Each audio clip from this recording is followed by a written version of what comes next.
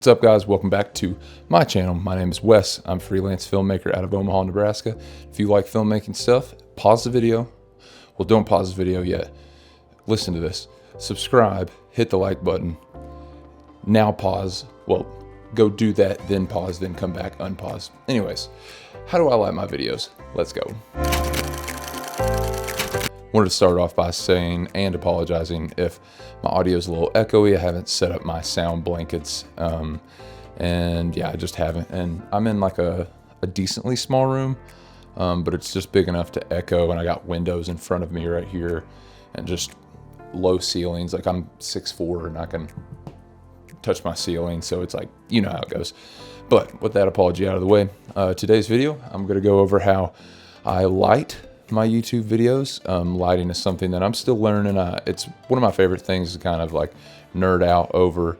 But yeah, today I just wanted to go over, which lights I use, which techniques I use, and yeah, if somehow you found my channel instead of the other trillion of channels out there that teach you the same thing I'm going to be teaching you, it's nothing new. Matter of fact, this is like one of the most basic things that you need to learn. And if you don't know it, don't worry, like we all have to learn. I'm not like talking down to you all. We all have to learn, lighting. So yeah, I want to show you the techniques I use, kind of the thinking I use.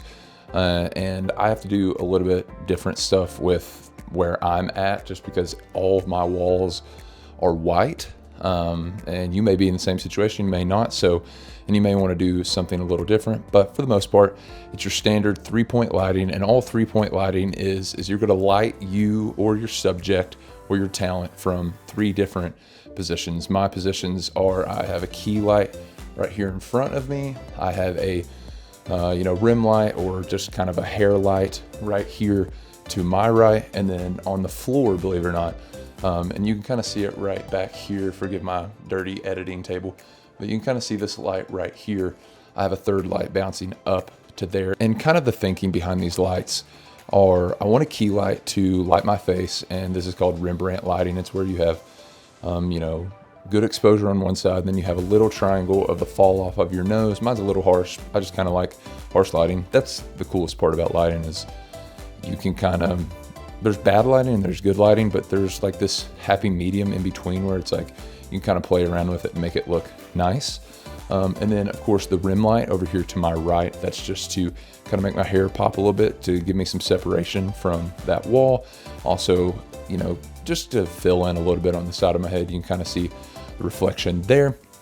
And this fill light, as I'm going to call it, it's not technically a fill light, but it is kind of a fill light for my background here, is to brighten my back wall up. So I want to turn my key light off just to kind of show you what it looks like without my key light. Turn the key light off. Obviously it does not look good. And matter of fact, if you go back to some of my earlier YouTube videos earlier this year where I didn't have a lot of resources and I didn't really have a lot of lighting, you can see that some of my videos kind of look like this. It's just really harsh light on this side. But I don't really have a good filling in my face, and I'll try to put some of those up. If I don't, then oh well, you know how that goes. But this is without the key light. Now I'm going to go turn off my hair light or my rim light, and you're going to see kind of what that light and the separation that it causes does. So now I have the key light off, I have the hair or rim light off, and you literally can't see me at all, basically. You might be able to see some detail on my face, might not. But for the most part, all you can see is that I have 2 pictures up here, and I just am lighting the back wall. So as you can tell, there's really no separation. I'm just blending kind of back into this part of the wall. I have a little bit of separation here, but it's just the bounce back off of that kind of, background fill light. But I'm going to go turn that light off, and then we'll start building this back up to the top. Okay, so as you can tell, now we have absolutely no light. My apartment is completely dark, with the exception of like maybe the street lights outside, but you're still not going to be able to see anything. So as you can tell, if you're going to have any of these lights, it has to be this key light. When I turned my key light off earlier, and I'll put a little screenshot of that right here, you could kind of see me, but you couldn't actually see me. And then when I turned all the lights off, it was obviously all black, but here you can tell that my face is filled in. I have a little bit of roll off right here. It's just crushing the shadows right here, so you can't really see any definition or any detail here. But for the most part, you can see my face, you can see my beard, you can see my hair, you can see me, and it's kind of light in the background. You can kind of see my light right here.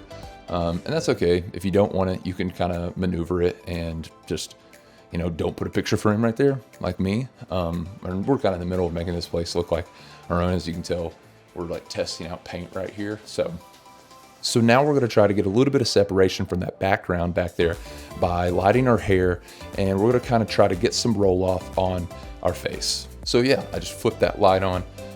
And the lights I'm using is a Godox SL150 for my key light. And then, believe it or not, like 2 cheap bulb lights from Amazon that cost me like, I think $45 for 3, I believe. I'll put that up on the screen right now. Yeah, so like $45, $60, somewhere around there. They're not the best. I have to, you know, check the color temperature and all that stuff, but hey, they work. As you can tell, we have a little bit of separation here. My hair's lit up now.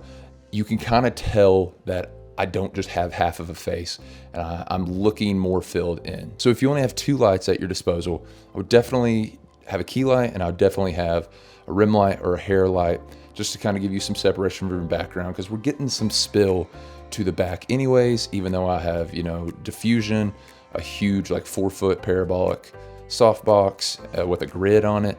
Even though I have a parabolic softbox on this guy as well, we're still getting some spill, and that kind of lights our background. But I just kind of like to make that pop. Sometimes I like to put like colored lights up there. I just didn't have them charged right now. Didn't have batteries charged because it's the winter and, you know, work slows down. So yeah, let's add that background light and then kind of show you the differences it makes as far as separating my body and my shoulders from the background. So as you can tell, we have that separation in the background now. Our face is properly lit. Our hair has been lit. Our hairline and the rim of our head has been lit. So we've got some separation from the background. And then we help separate ourselves as well by putting a light on the background. So there you have it, guys. This is how I light my YouTube video. Simple 3-point lighting. If you have any questions as far as what I use for audio, what I use for recording, what light stands and C stands I use, what cameras I use, I already said that, but you know it. Just leave it down in the comment. Have any more questions that I didn't cover, leave it down in the comment. Make sure you hit that subscribe button if this is the stuff that you like to do. I hope you had a Merry Christmas, or I wish you a Merry Christmas. And hey, have a Happy New Year.